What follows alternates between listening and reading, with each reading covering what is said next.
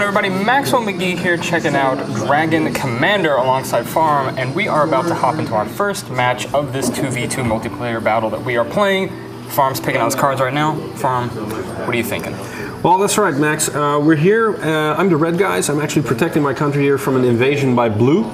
At this point, I have 5 card slots on which I can play multiple different cards. We have dragon cards, we have mercenary cards, which are additional units that only pop in for the battle.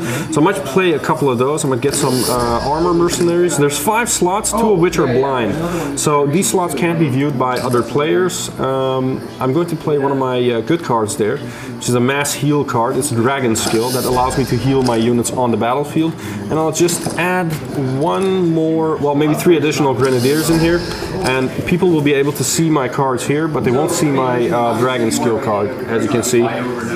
So we are also, to clarify, so we're playing as red, and we're on an alliance with yellow? Green? With yellow, that's correct. So we're allied with yellow, and blue and green are our enemies at the point. So we're going to click ready, and we're going to head into combat. Okay, so here we are on the battlefield. So this is pretty much my base where I start out. These huge brick buildings here, these are capture points. So these are neutral to begin with, as you can see here.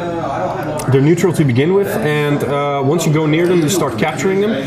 There are various capture points. So in this case, this is a harbor or a airfield capture point.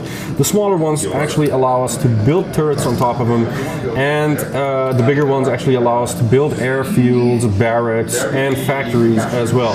So what we're going to do now is we're going to try to attack the green team as soon as we can, to make sure they're out of our hair. Send these guys to follow their devastators, and we're going to build something very important, which is a recruitment center. Now in the top you can see a digit here that says like 2275. So this number actually represents the amount of population that is in this country at this point. These recruitment centers take recruits from the population, and everybody shares the same population amount. So the more recruitment centers you actually have, the more recruits you can get from this population. So that's exactly what we're doing here, trying to capture these points which are specific to the population. Now what determines the starting amount of resources you have to work with? Well, what determines is, I was protecting this country with a bunch of armor units and a bunch of hunters. So first of all, that part of the board game, of the strategy map, is the startup value, the initial value of this phase. If you have enough of those units, you don't need to play any mercenary cards. If you don't, you'll actually have to do with what you have. And of course the cards that you bring along is also a very important resource to start the game with. So as you can see, they're already mobilizing here, and I really have to start creating some more units. So right now I'm going to enter the dragon mode. I'll fly in and nuke the enemy balloons. I'm going to, oh, but they managed to take your center right at the last second. That's right. So I'm just going to make sure I take out these guys as I can. I'm going to heal my units. I'm going to cast a heal that will heal them.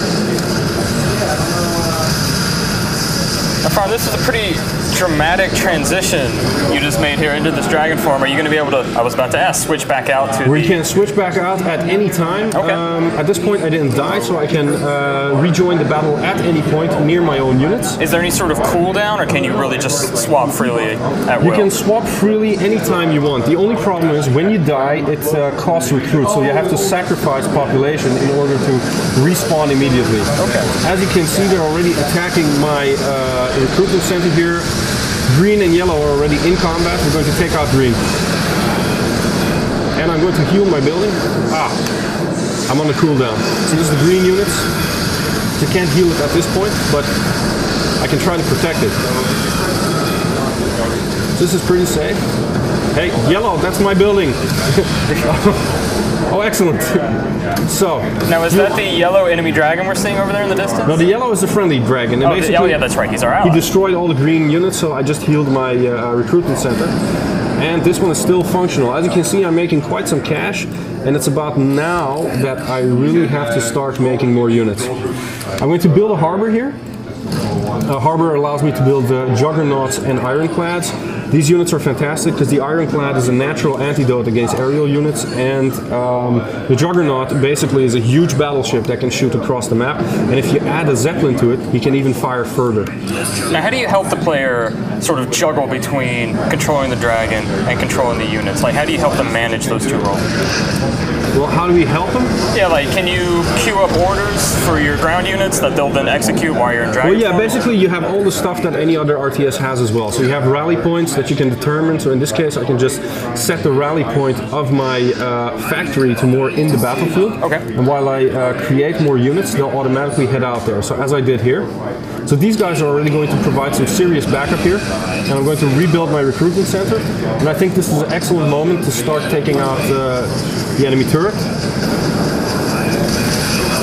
There's an enemy dragon in the sky. I'm going to take him out. Guys, any backup here? Okay, so as you can see, my guys are taking over the turret point. I'm going to start building a turret within the enemy base. Move them closer.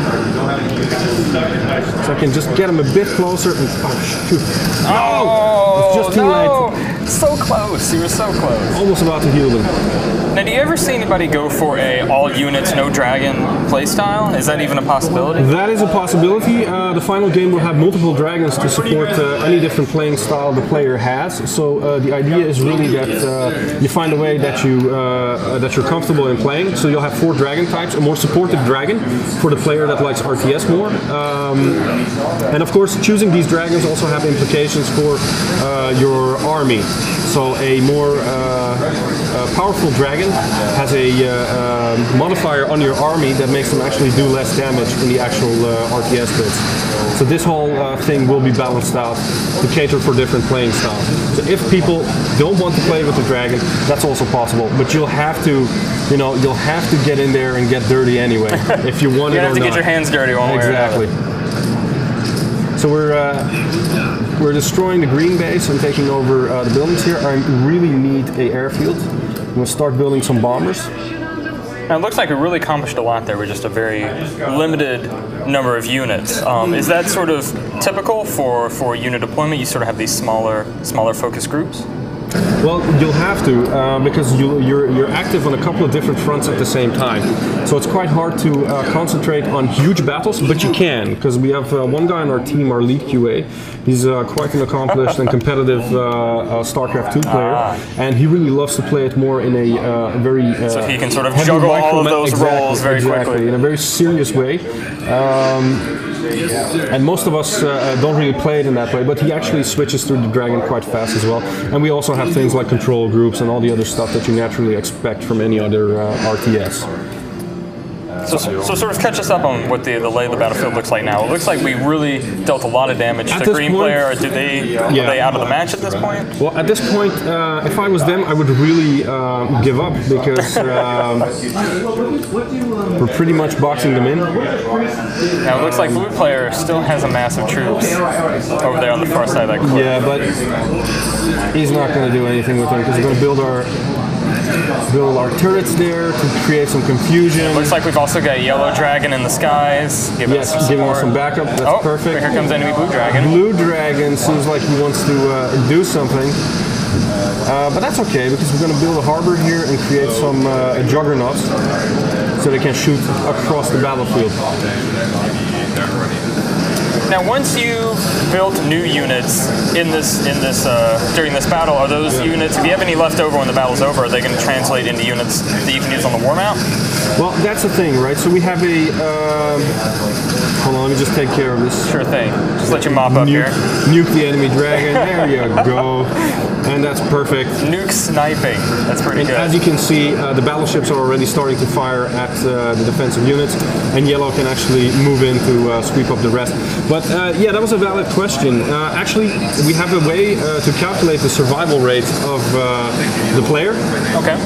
And so if you attack a country with like 5 armor units and you have a survival rate of 50 or 60%, that means that after the battle you get to keep 50 or 60% of the units you came on with. So it's pretty important to keep in mind how many units you're making and how much damage you're dealing and how much damage you're getting. And that way you couldn't just drum up a whole army of units and have them pop up out of nowhere when your turn's done. Yeah. Exactly. So that was one combat round, and we were victorious. Congratulations. All right, fine. Here we are back again on the strategic map, the war map, if you will. Victorious from battle, start of our second turn. What are we going to do? Well, that's true, Max. What we're going to do here is, first of all, we had quite some losses here. I'm the red guy, so these are the countries that I occupy. Every country has a gold revenue, which is represented in the bag of gold, and a population. Now, the more countries you actually own, the higher your gold revenue is.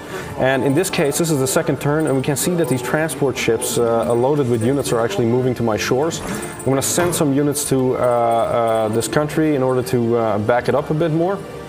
On your capital, so this is my capital, and this is my capital building. We can actually buy units, so it's also a factory, so we can start buying some units here. Now, is that exclusively where new units are produced? Well, no, you also have buildings that are factory buildings. For instance, this building is a factory building, and once you take that, or in this case, we can actually build one to shorten the supply. We don't have enough money.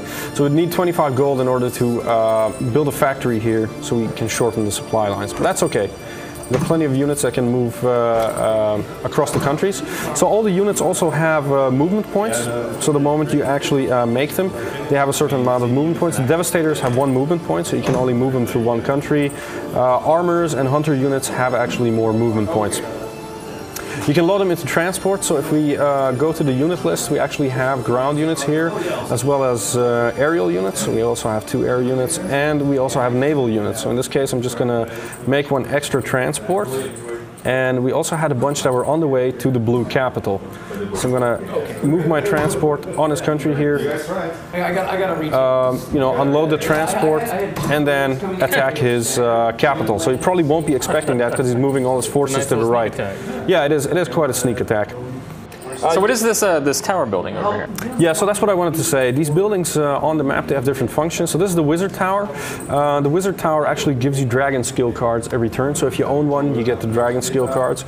You got gold mines. These increase the revenue of a country by 50%. You got shops. So if you take a country with a shop, you can right click on it, and then you can actually buy generated cards. There'll be multiple to your disposal. We also have the academies. These decrease research costs. We also have the taverns. The taverns give you mercenary cards. These are units that are temporarily available for one combat. And we also have the Parliament. The Parliament gives you strategy cards which are really political. So in this case, if I go to Hawkesbury, I can actually play a card on Hawkesbury that makes it immune to evasions for one turn, which is really good because if I get attacked,